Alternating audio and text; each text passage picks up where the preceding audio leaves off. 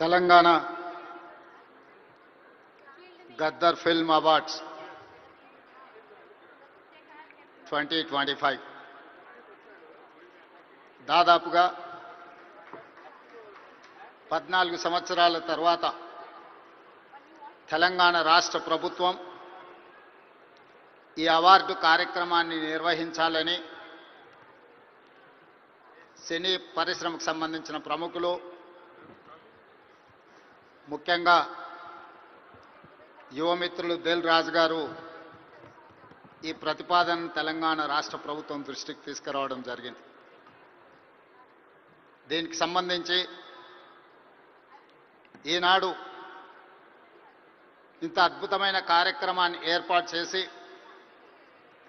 ఈ కార్యక్రమానికి నాతో పాటు ఉప ముఖ్యమంత్రి వర్యులు మిత్రులు బట్టి విక్రమార్క గారు, మా మంత్రివర్యులు సినిమాటోగ్రఫీ శాఖ ప్రత్యేకంగా చూస్తున్న మిత్రులు కోమటిరెడ్డి వెంకటరెడ్డి గారిని, అదేవిధంగా మంత్రివర్యులు వాకిటి శ్రీహరి గారిని, మిత్రులు మధు యాస్కీ గారిని, రాజకీయ ప్రముఖులను, సినీ పరిశ్రమకు సంబంధించిన ప్రముఖులను అందరినీ కూడా ఈ ప్రత్యేకమైన కార్యక్రమానికి ఆహ్వానించి గతంలో ప్రారంభించిన ఒక మంచి సాంప్రదాయాన్ని కొనసాగించడానికి మీరందరూ సహకరించినందుకు మనస్ఫూర్తిగా తెలంగాణ రాష్ట్ర ప్రభుత్వం తరఫున అభినందనలు తెలియజేస్తున్నా. మిత్రులారా, కాంగ్రెస్ పార్టీ, కాంగ్రెస్ ప్రభుత్వం పరిశ్రమను ఎప్పుడూ గౌరవించి మీకు అవసరమైన అన్ని వసతులను ఏర్పాటు చేయడమే కాకుండా మిమ్మల్ని అభినందించాలనే ఆలోచనతోటి 60 సంవత్సరాల క్రితం, నాకు తెలిసినంత వరకు సినీ ప్రముఖులకు ఇంకా బాగా తెలియాలి, 1964లో తెలుగు సినీ పరిశ్రమను గుర్తించడానికి డైరెక్టర్లను, నటులను, అదేవిధంగా ఇతర కళాకారులను గుర్తించాలి, గుర్తించిన వాళ్లకు అవార్డులు ఇవ్వాలి, ఆ అవార్డులకు నంది పేరు పెట్టాలి అని చెప్పి 60 సంవత్సరాల క్రితం ఆనాటి ప్రభుత్వం నిర్ణయం తీసుకొని ఆ సంప్రదాయాన్ని 14 సంవత్సరాల క్రితం వరకు ఎవరు ఉమ్మడి ఆంధ్రప్రదేశ్కి ముఖ్యమంత్రి అయినా ఈ కార్యక్రమాలను నిర్వహించుకుంటూ వచ్చిండ్రు. మొట్టమొదటి నంది అవార్డు ఉత్తమ నటుడుగా డాక్టర్ అక్కినేని నాగేశ్వరరావు గారు తీసుకున్నారని, అలాంటి గొప్ప కళాకారుడికి ఆనాటి ప్రభుత్వం సముచితమైన గౌరవాన్ని ఇవ్వడాన్ని ఈరోజు మనందరం గుర్తు చేసుకోవాల్సిన అవసరం ఉన్నది. అదేవిధంగా వివిధ కారణాల చేత 14 సంవత్సరాల క్రితం ఆగిపోయిన ఈ కార్యక్రమాన్ని మళ్ళీ కొనసాగించాలన్న ఆలోచనతోటి మా ప్రభుత్వం నంది అవార్డులను ఈరోజు తెలంగాణ గద్దర్ ఫిల్మ్ అవార్డ్స్గా ఈరోజు మీ ముందుకు వచ్చి నిలబడి ఈ 11 సంవత్సరాలు తెలంగాణ రాష్ట్రం ఏర్పడ్డ తర్వాత తీసిన అన్ని సినిమాలకు సంబంధించిన డైరెక్టర్లను, కళాకారులను, కవులను, గాయకులను, సాంకేతిక నిపుణులను అందరినీ అభినందించాలి అని ఈరోజు ఈ కార్యక్రమాన్ని ఏర్పాటు చేసి ఇన్ని గంటలైన ప్రముఖులందరూ ఇక్కడ ఉండి పరిశ్రమ అంతా ఒక్కటే, ఈ పరిశ్రమకు తెలంగాణ రాష్ట్ర ప్రభుత్వం అందిస్తున్న ప్రోత్సాహాన్ని మేమందరం కూడా ఆహ్వానిస్తున్నామని చెప్పి ఇంత సమయం ఇక్కడ కేటాయించినందుకు మీ అందరిని అభినందిస్తూ, గతంలో భారతీయ సినీ పరిశ్రమ అంటే బాలీవుడ్ అని చర్చించుకునేవాళ్ళు, తెలుగు సినీ పరిశ్రమ అంటే చెన్నైలో ఉంది అని మాట్లాడుకునేవాళ్ళు. కానీ ఈనాడు భారతీయ సినీ పరిశ్రమ అంటే తెలుగు సినీ పరిశ్రమ, ఈ తెలుగు సినీ పరిశ్రమకు హైదరాబాద్ వేదిక అని చెప్పి ఈరోజు మీరందరూ నిరూపించినందుకు రాష్ట్ర ప్రభుత్వం తరఫున మిమ్మల్ని అందరినీ అభినందిస్తున్నా. సినీ పరిశ్రమకు సంబంధించి మొదటి తరం అన్న నందమూరి తారక రామారావు గారు, డాక్టర్ అక్కినేని నాగేశ్వరరావు గారు. రెండో తరం కృష్ణ గారు, శోభన్ బాబు గారు, కృష్ణం రాజు గారు, మూడవ తరం చిరంజీవి గారు, బాలకృష్ణ గారు, వెంకటేష్, నాగార్జున లాంటి హీరోలు వచ్చారు. ఈనాడు నాలుగో తరం సినీ పరిశ్రమ ఇక్కడ ఉన్నది. నాలుగో తరంలో పవన్ కళ్యాణ్ గారు కావచ్చు, మహేష్ బాబు కావచ్చు, లేదా అల్లు అర్జున్ కావచ్చు. మీరందరూ ఈనాడు తెలుగు సినీ పరిశ్రమకు నాలుగో తరం ప్రాతినిధ్యం వహిస్తున్నారు.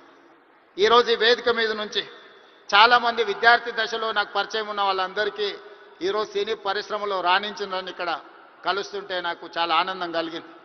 బన్నీ కావచ్చు, వెంకట్ కావచ్చు, అశ్విన్ దత్ గారి అమ్మాయిలు, లేకపోతే వాళ్ళ అల్లుడు నాగ వైష్ణవ్ కావచ్చు, వీళ్ళందరూ యంగ్ ఏజ్లో కాలేజ్ డేస్లో ఉన్నప్పటి నుంచి వీళ్ళందరూ నాకు తెలుసు. ఈరోజు గొప్ప డైరెక్టర్లుగా, గొప్ప నటులుగా, గొప్ప ప్రొడ్యూసర్స్గా, నవీన్ ఎర్నేని లాంటి పెద్ద ప్రొడ్యూసర్స్ అందరూ కూడా మా యువమిత్రులందరూ ఈరోజు ఈ పరిశ్రమలో రాణించడం, ఈరోజు వాళ్ళందరినీ వేదిక మీద నుంచి అభినందించడం చాలా సంతోషకరమైన సందర్భం. అదేవిధంగా ఈ కార్యక్రమం అద్భుతంగా నిర్వహించడమే కాదు, నేను ఒక్క మాట ఈ వేదిక మీద నుంచి సినీ ప్రముఖులందరికీ కూడా చెప్పదలుచుకున్నాను. రాష్ట్ర ప్రభుత్వం కఠినంగా కనిపిస్తుంది, కానీ మిమ్మల్ని అభిమానంగా చూసుకుంటుంది, మీ అభివృద్ధికి 100% తోడ్పాటును అందిస్తుంది. ప్రభుత్వం నడిపేటప్పుడు కొన్ని నిర్ణయాలు తీసుకున్నా అది మిమ్మల్ని ప్రోత్సహించడానికి, మిమ్మల్ని అభినందించడానికి, మీకు సముచితమైన స్థానం కల్పించడానికే ఈ రాష్ట్ర ప్రభుత్వం ప్రయత్నం చేస్తుంది. ఈరోజు ఈ వేదిక మీద నుంచి తెలంగాణ రైజింగ్ 2047కు ఒక ప్రత్యేకత ఉన్నది. ఈ దేశానికి స్వతంత్రం వచ్చే 100 సంవత్సరాలు 2047లో మనం పూర్తి చేసుకోబోతున్నాం. మరి స్వతంత్ర భారతదేశంలో 100 సంవత్సరాలు పూర్తి చేసుకుంటున్నప్పుడు మన దేశం ప్రపంచంలోనే ఒక అద్భుతమైన దేశంగా, మన దేశం ప్రపంచం ఎకానమీని శాసించే విధంగా మన దేశం అభివృద్ధి చెందాలి. అది పరిశ్రమలు కావచ్చు, ముఖ్యంగా IT, pharma, defence and film industry. Film industry కూడా ఈ దేశంలో ఒక గొప్ప పరిశ్రమగా రాణించాలనేదే మా ప్రభుత్వం యొక్క ఆలోచన, మా ప్రభుత్వం యొక్క ప్రణాళిక. అందుకే ఈరోజు ఈ వేదిక మీద నుంచి మీకు అందరికీ ఒక మాట నేను స్పష్టంగా చెప్పదలుచుకున్నా. నేను మొన్న జరిగిన నీతి ఆయోగ్లో ప్రధానమంత్రి గారికి చెప్పిన 2047 ఏదైతే విజన్ ఉందో 2047కి తెలంగాణ రాష్ట్ర ప్రభుత్వం $3 ట్రిలియన్ ఎకానమీగా అభివృద్ధి చెందాలి.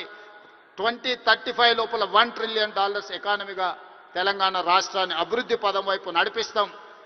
10 సంవత్సరాలు తిరిగే లోపల $1 ట్రిలియన్ ఎకానమీకి చేరాలన్నా 2047కి $3 ట్రిలియన్ ఎకానమీకి తెలంగాణ రాణించాలి అనంటే సినీ పరిశ్రమ గొప్పగా అభివృద్ధి చెందాలి. ఈరోజు హాలీవుడ్ అంటే అమెరికాకి వెళ్తున్నాం, బాలీవుడ్ అంటే ముంబైకి వెళ్తున్నాం.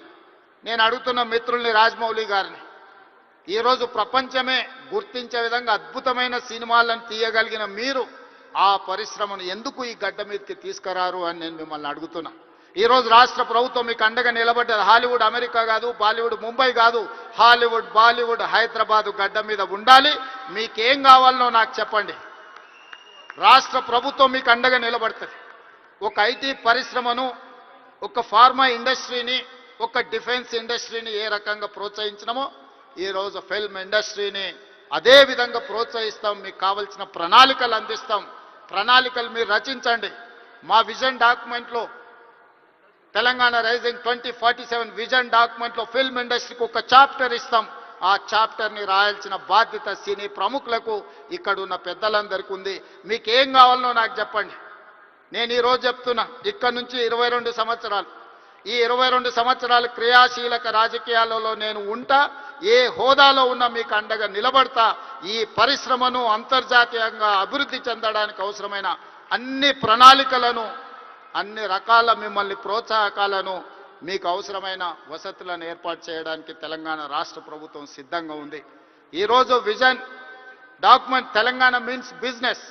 తెలంగాణ ఎవరైనా రావచ్చు, ఎవరైనా వ్యాపారం చేసుకోవచ్చు, ఎవరైనా వ్యాపారంలో రాణించవచ్చు. ప్రపంచ దేశాల నుంచి ఈరోజు ఫార్చ్యూన్ 500 కంపెనీస్లో 85 కంపెనీల ఫుట్ఫాల్స్ ఈరోజు తెలంగాణ రాష్ట్రంలో ఉన్నాయి. దేశంలో ఏ సిటీలో కూడా 500 ఫార్చ్యూన్ కంపెనీలలో 85 కంపెనీలు ఉన్న సిటీ హైదరాబాద్ సిటీ.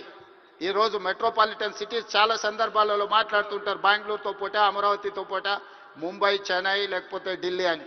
నేను చెప్పదలుచుకుని ఏవి నాకు పోటీ కాదు, వీళ్ళంతా మా సోదరులు. నా పోటీ న్యూయార్క్తోని, టోక్యోతోని, జపాన్తోని, సౌత్ కొరియాతోని, చైనాతోని పరిశ్రమలలో పోటీ పడదలుచుకున్నాను. అభివృద్ధిలో సౌత్ కొరియాతో పోటీ పడదలుచుకున్నాను. జపాన్లో టెక్నాలజీలో పోటీ పడదలుచుకున్నాను. ఇది మా విజన్ డాక్యుమెంట్. తెలంగాణ రైజింగ్ 2047 ఒక విజన్ డాక్యుమెంట్ తయారు చేస్తున్నాం. మా మిత్రుడు దిల్ రాజు గారికి నా సూచన, అందులో ఒక చాప్టర్ సినీ పరిశ్రమకు ఉన్నది. ఆ సినీ పరిశ్రమకు సంబంధించిన చాప్టర్ మీ ప్రముఖులందరూ కలిసి మీకు ఏం కావాలనో చెప్పండి. తెలంగాణ రాష్ట్ర ప్రభుత్వం మీకు అండగా నిలబడుతుంది.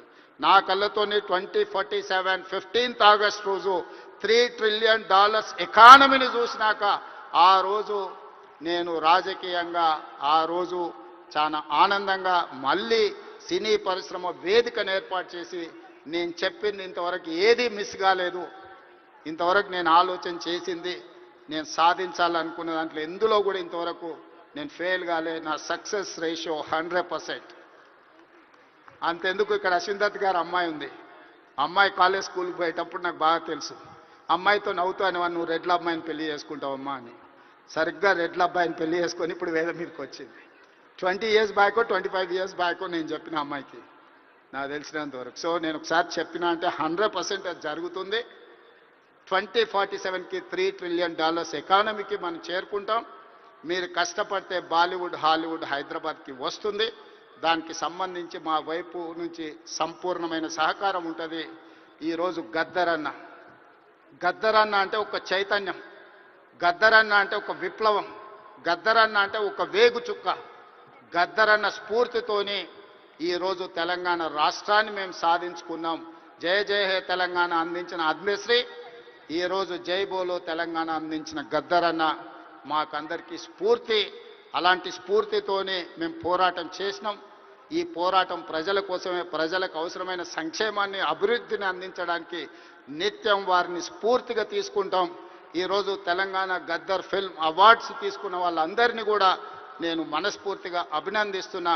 ఈ తెలంగాణ నిర్మాణంలో, ఈ తెలంగాణ అభివృద్ధిలో మీరందరూ భాగస్వాములు కావాలి.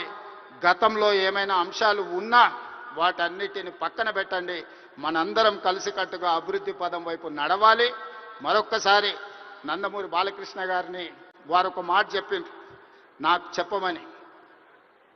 కళ్ళతో చూసేది కళ, కళ్ళతో అభినయించేది కళ, కళ్ళు మూసుకొని కనేది కళ, కళ్ళు మూసుకున్న వాళ్ళను చైతన్యపరిచేది కళ అని చెప్పు అని వారు చెప్పిండ్రు.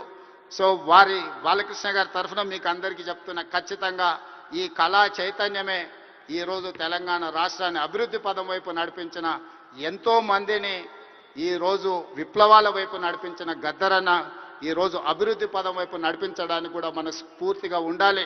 మనస్ఫూర్తిగా గద్దరన్న కుటుంబాన్ని ఈరోజు అభినందిస్తూ ఆ కుటుంబానికి కూడా రాష్ట్ర ప్రభుత్వం అండగా నిలబడుతుంది. చివరగా ఒక విజ్ఞప్తి మా ఉప ముఖ్యమంత్రి గారికి. హైదరాబాద్ పిల్లోడు రాహుల్ సిప్లీగంజ్ ఓల్డ్ సిటీ నుంచి అద్భుతంగా ఆస్కార్ అవార్డు వరకు రాణించారు. ఈ వేదిక మీద మా బట్టన్న ఏమి ఇచ్చినట్టు లేడు. తప్పకుండా అతన్ని అభినందించడానికి, అతన్ని కూడా ఏమైనా ఇవ్వడానికి రాష్ట్ర ప్రభుత్వానికి నేను విజ్ఞప్తి చేస్తున్నా, మా ఆర్థిక మంత్రి గారికి. సో రాహుల్ సిప్లీగంజ్ కూడా ఏదైనా అవార్డు ఏమి ఇవ్వగలరో మీరు ఇవ్వాల్సిందిగా కోరుకుంటూ మీ అందరి దగ్గర సెలవు తీసుకుంటున్నా. ధన్యవాదాలు మిత్రులారా.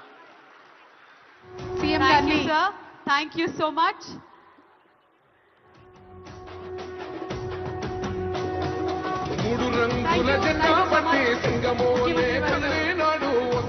రేవంత్ రెడ్డి గారికి మా హృదయపూర్వకమైనటువంటి ధన్యవాదాలు తెలియజెప్తూ ఉన్నాము. అద్భుతమైనటువంటి ప్రోత్సాహకరమైనటువంటి మాటల్ని మనకి